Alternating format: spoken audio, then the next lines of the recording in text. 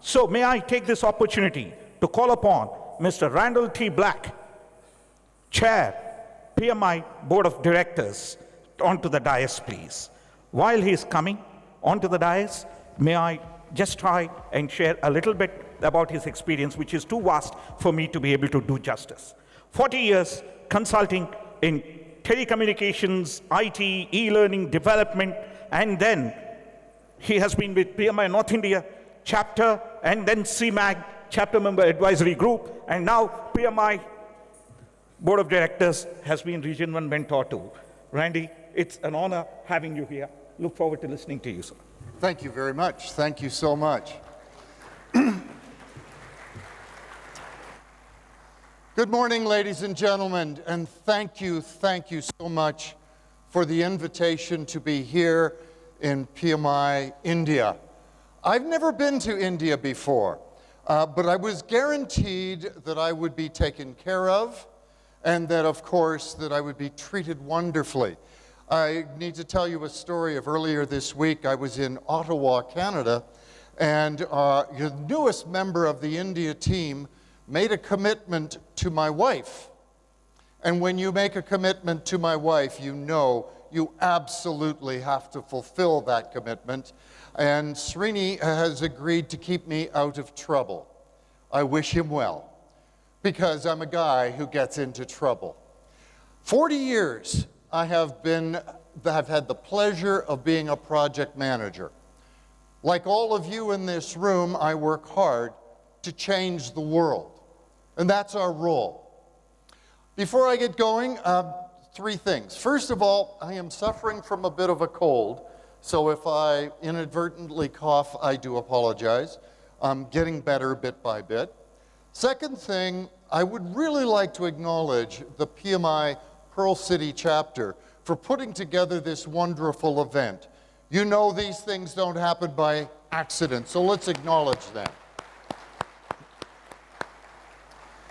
And third thing, my speech today will be broken into three parts.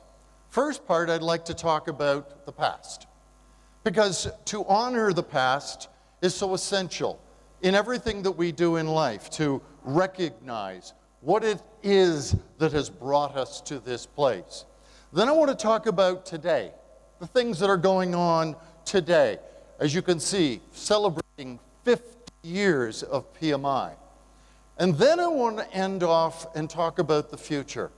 Some things that I want you to think about. Hopefully a takeaway that each one of you can apply as you continue through your career as project managers. So let's start off a little bit with the past. We've heard about our honoring of our project managers, and you'll see around the room many of the symbols that you see here in our Made Possible by a Project Manager campaign. I don't care what the project is. I don't care where you work in the world.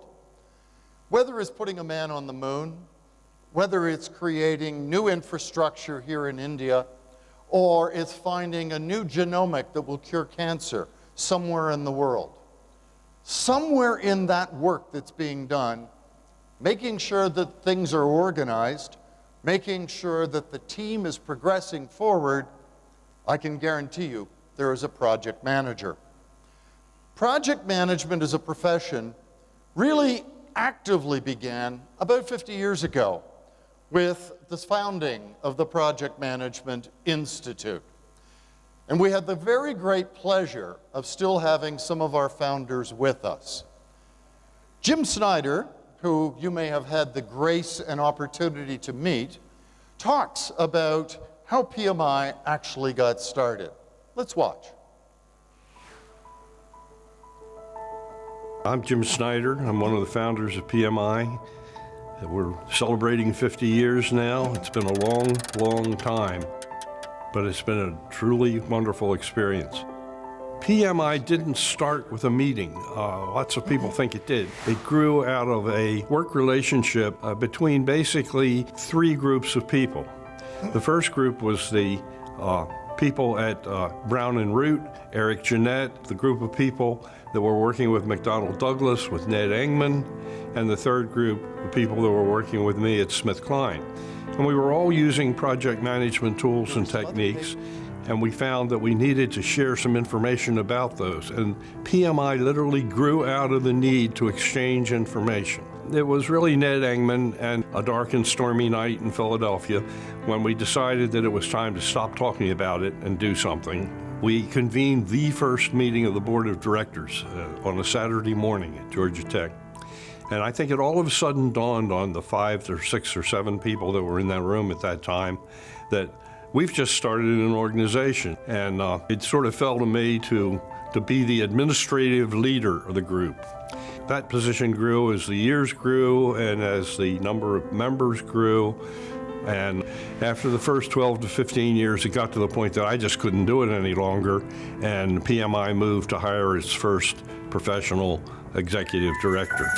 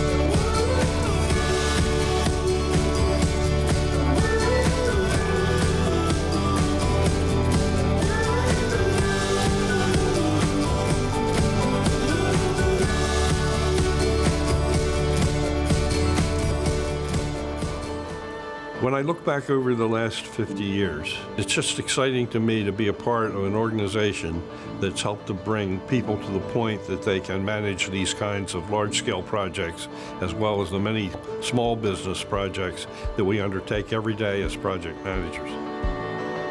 Back in the early 70s, members of the organization quickly realized that PMI was giving them an awful lot, and that it was important to begin to give some of what they had received back to others.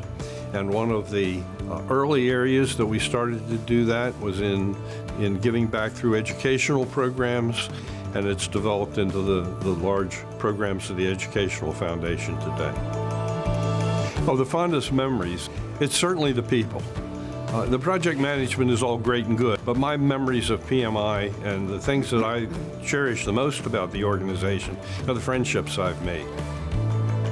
I think it's important that if you're starting your career and you're interested in PMI, that you don't just pay your dues. You'll get the most out of PMI when you begin to get actively involved in the project work of either the local chapter or the international organization or organizations within your own countries or within your own chapters. I think the next 50 years excites me about PMI and the profession. PMI will change as the world changes. PMI will change as business changes, and PMI will continue to support a growing profession of project management worldwide.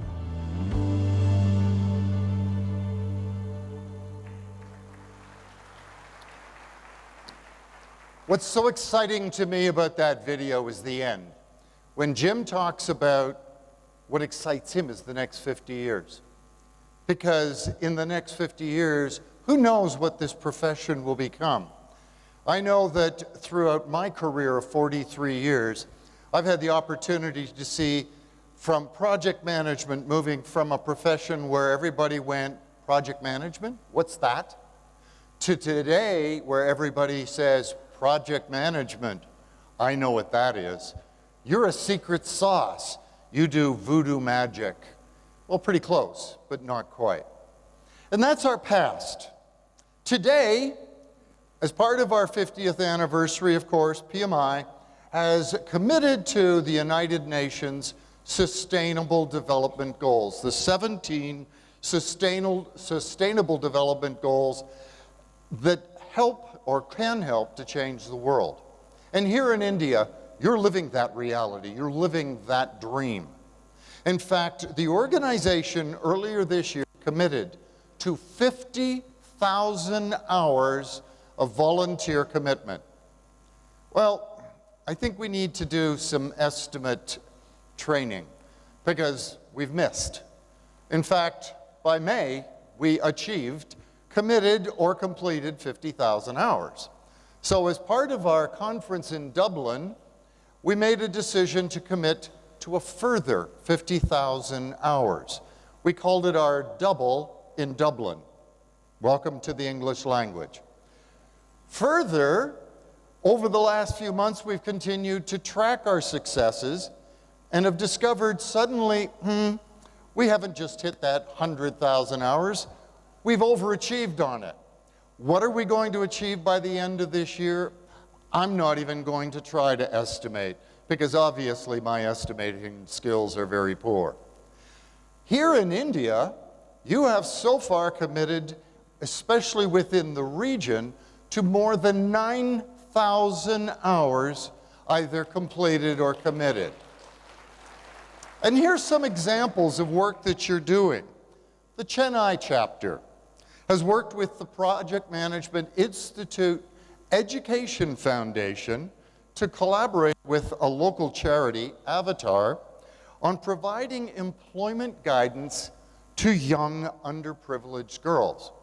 If you think about this work that they're doing, it hits on three areas.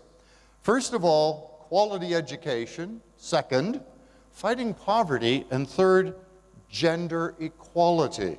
What a tremendous effort. Is PMI Chennai in the audience? Anybody from that chapter here? Stand up and be recognized. Well done, and thank you. Well, I know that other chapters within this region are also undertaking similar activities.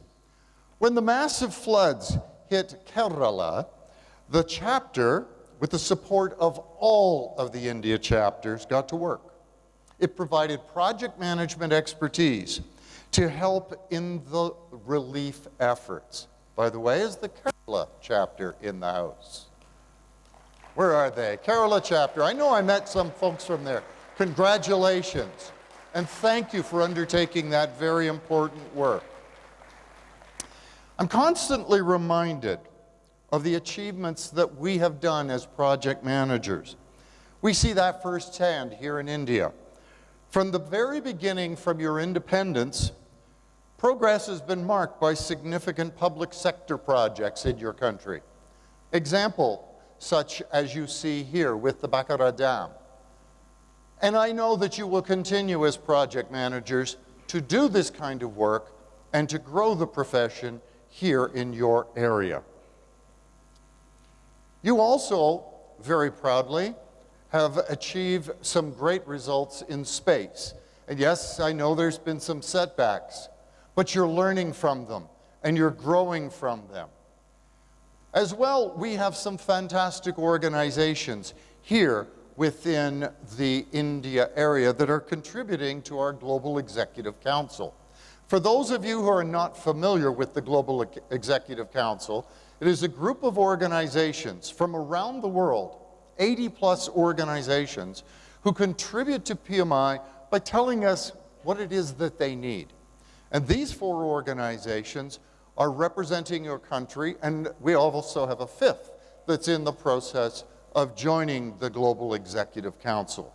World leaders in helping to change the profession and to help us to understand what needs to be done to benefit organizations and as well you as practitioners. So that leads me now to talk a little bit about what's coming up in the future. Some things to think about. Well, our world is being disrupted. It's being disrupted by things like cloud computing, cloud solutions, artificial intelligence, machine learning. These are all changing the paradigm of business. If you think about your business 20 years ago, you probably weren't thinking about being a digital business. But everybody today is thinking about digitization. Even PMI is contemplating and working forward on the digital world and changing our way of working with you. Every organization is changing, and that has an effect. It has an effect upon us as project managers. Even traditional organizations, construction, are running into things like building information modeling, where you can look at a model of the building, understand the challenges that you're going to have around infrastructure, and use this to help plan your projects. This is the reality of our world as we move forward as project managers. In the last couple of years, Project Management Institute has begun working with a gentleman by the name of Roger Martin, whose face is here on the screen. Roger is the former Dean of the School of Business at the University of Toronto, the Rotman School of Business. Welcome to a Canadian moment, what can I say? And Roger has been starting to work with us through our Bright Line initiative to talk about the future of work and what that future might look like. Let's hear what he has to say. If I could get you to turn the volume up just a bit, Roger's soft-spoken. So this idea that you can look at the company in this simple piece part way and run each piece part well and it'll add up to something good is just not showing itself to actually work. And I think it's becoming less effective as corporations get bigger and more complicated. Corporations now are of a size unimaginable even 50 years ago. I think that if we switched from the notion that all jobs are flat to a whole set of jobs are actually project-oriented and organized around projects, I think we'd have higher productivity, higher satisfaction, and greater adaptability in the corporate world. So as we continue to work with Roger, we're going to continue to evolve this idea about something we've called the project economy, where your job is going to change. So today you have a position description. You know, the job that they say they hired you for? And what we've started to realize, and what I realized in my career, there was a little line at the very bottom of that position description, and it said, "End other duties as assigned." I spent 90% of my career in that bottom line. And that was about running projects. It was about taking unusual requirements, unusual circumstances, and turning them into tangible outcome, tangible work products. Roger talks about, rather than having the job, the position description, what you bring to the table will be your expertise, and on top of that will be project management skills. And what you'll be managing is a portfolio of projects. That will be your world. That will be how business is done. We're starting to see that already. We're starting to see the word project invade every aspect of our world. Think about your children. They go to school. They come home. We used to do something called homework. We now have school projects. At home, we used to do chores. We now have home projects. Or if in my home, it's called the honey-do list. Honey, do this. Honey, do that. Welcome to my world. But what we're starting to see is that language of projects has become part and parcel of everything that we see in business today. So as project managers, we need to be at the forefront of leading those projects. And that leads us to perhaps a new term. First of all, we need to understand that world of technology, and of course PMI is there to support you.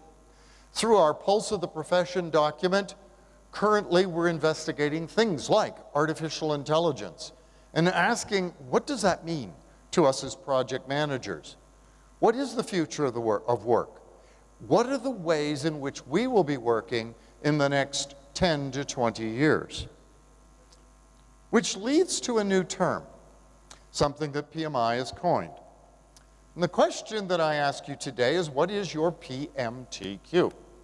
Now, we all know what our IQ is. It's our intelligence quotient. Some of us know what our EQ is. It's our emotional intelligence quotient. Well, PMTQ is your Project Management Technology Intelligence Quotient. It's a measure of how well you understand technology that's impacting your world and how well you actually bring it into the projects that you do each and every day. Now, that doesn't mean you've got to be an expert in every aspect of this technology that we're facing. It does mean you need to, at a very base level, understand it. So if you said, do I understand blockchain? Yeah, kind of, sort of. But I'm familiar enough to understand when it might be used and when it might be important to a project that I'm doing.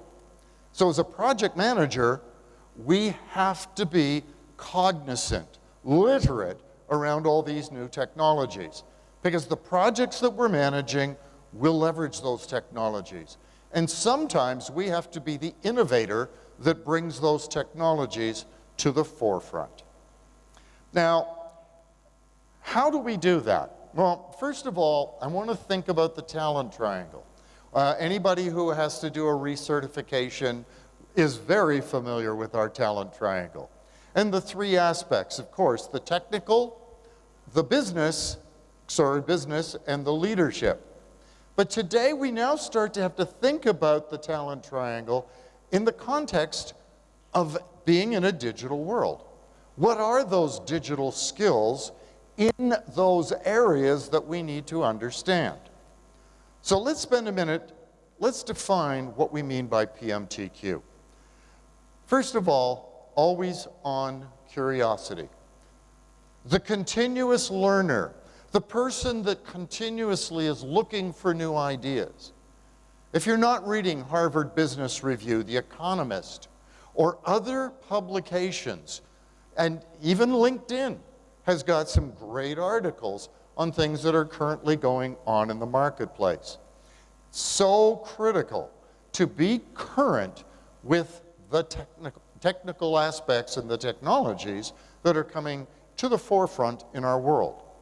Second, all-inclusive leadership. I came up in business in a time when there was two rules of business. Rule number one, the boss was always right. Rule number two, when the boss was wrong, go back to rule number one. Very much a command and control type of world. Well, today, our businesses cannot tolerate that. In fact, the new generation, the younger generation, will not work in that type of environment. So we have to change our style of leadership. All-inclusive, equal, working together, leveraging the very best skills of your team to get the result and the outcome that you need to produce for your project. And the third thing is to build a talent pool that is entirely future-proof. What does that mean? It means hiring people with always-on curiosity. It means instead of hiring for technical skills, you might actually hire somebody for behavioral skills.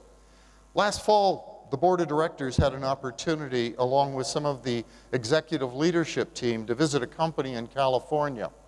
And their way of hiring was said this way: we hire, number one, for empathy, and number two, for technical skills.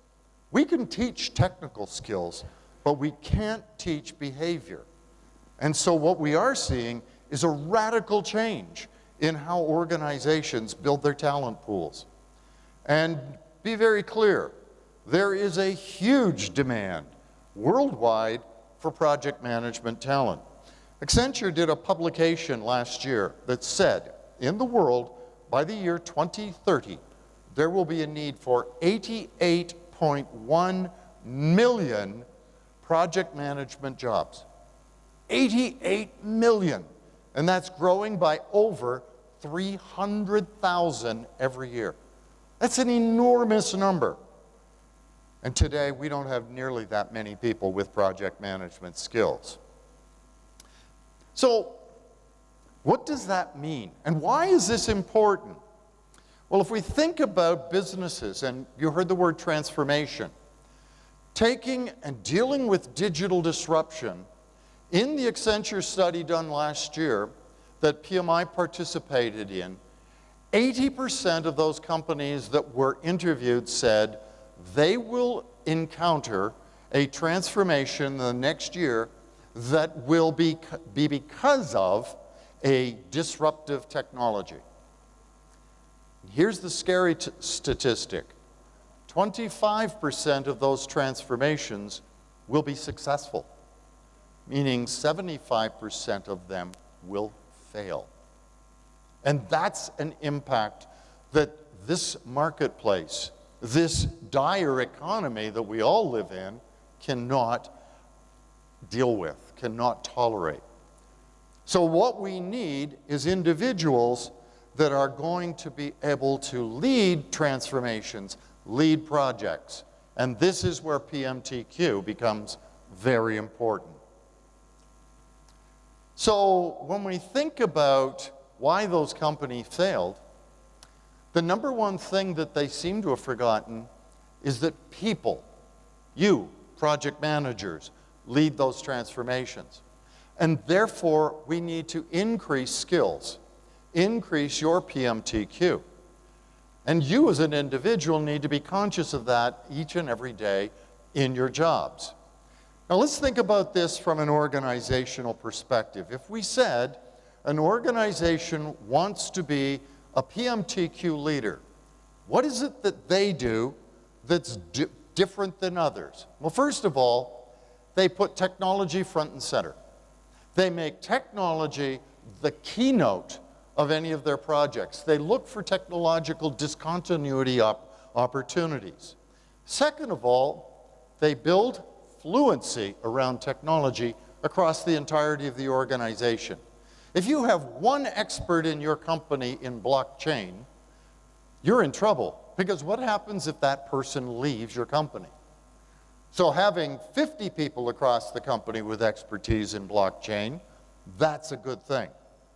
Third, organizations that are leaders begin to reimagine a career journey. What is the pathway through my organization? When I joined a telecommunications company in Canada, project managers were somewhere down here, maybe even lower. We were considered to be operational and relatively unimportant. Today, you have vice presidents of projects, executive directors, chief project officers. So what we are starting to see is a really good career stream and career opportunity for those individuals who see project management as their career. And as I mentioned earlier, excuse me, rethink and think about that talent triangle. Develop your skills, but do it from a perspective of a digital world in which you live. So if I think about those innovators, here's some of the things that they do. First of all, they have embraced change management. And I don't mean scope change management. I mean change management to make sure that an organization gets the value that it wants. They're changing the conversation around projects. For those of you who've got a few gray hairs, or like me, no hair, project management used to be about on scope, on budget, and on time. Today, those are table stakes.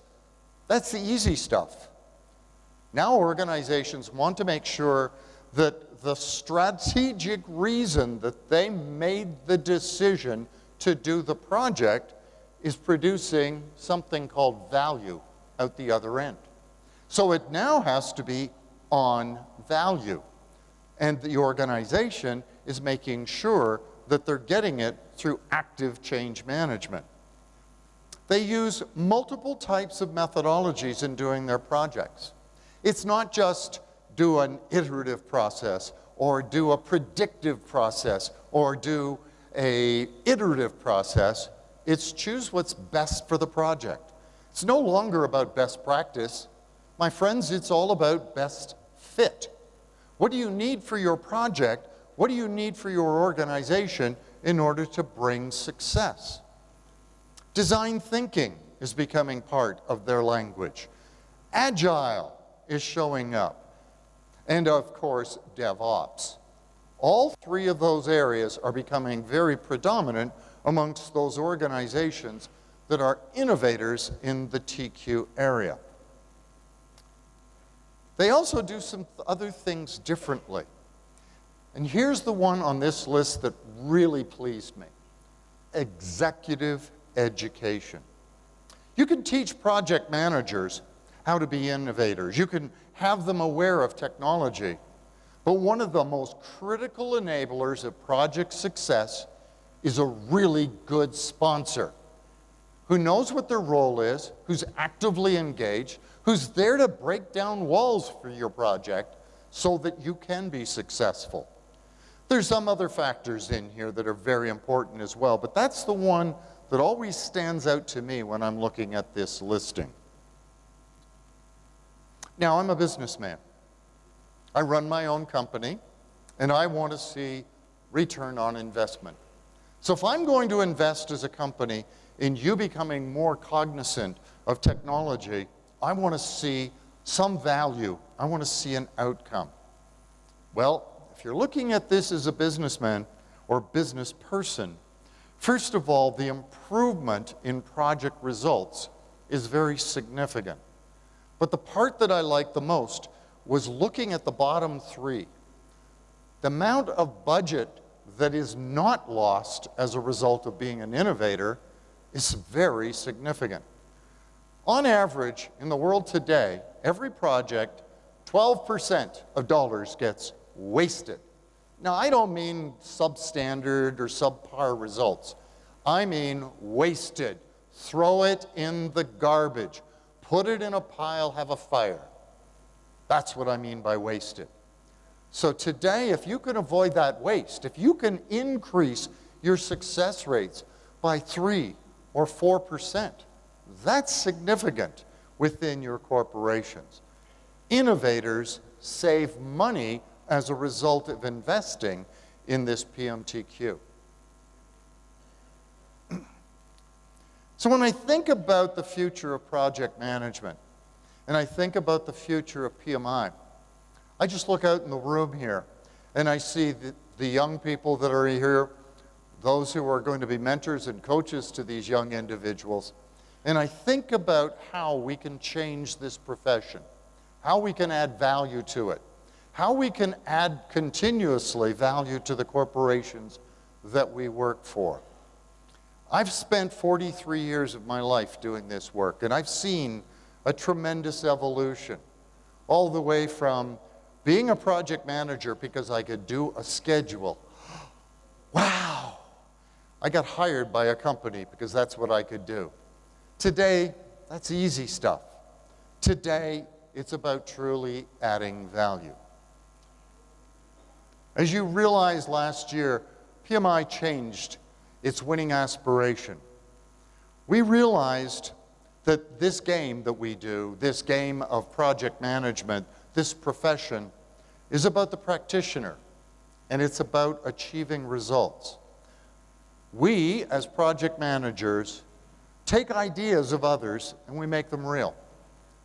Our job as the Project Management Institute is to work with you, to empower you, to give you the tools, the skills, keep you abreast of what's going on out there in the marketplace so that you can be successful. On behalf of PMI, thank you for everything you do. Thank you for the dedication to the profession. Namaste.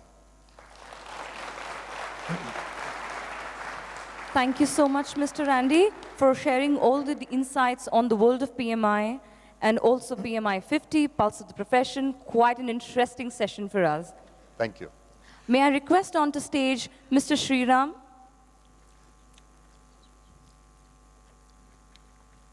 Little confusion here, but that's okay. It is my very great pleasure today to introduce to you a new member of the PMI family. Here in India, of course, we have an in-country manager. A wonderful individual has recently joined our family. In fact, this is his first week on the job. We took him to Ottawa and we made him participate in a global executive council. He had to make a commitment to my wife that he would keep me out of trouble. So let me introduce you to the new General Manager of PMI India, Mr. Srini Srinivasan. Srini has over 20 years of global experience as a CEO, business unit leader, business builder, and entrepreneur at the intersection of professional services and technology. The PMI India team here will report to Srini. By the way, Srini has his Bachelor's of Accounting degree. I liked him right up until that point. I was hoping he'd be an engineer, but that's okay. And as well, his master's degree from the University of New Mexico in the United States. Ladies and gentlemen, please welcome Mr. Srini Srinivasan. Thank you.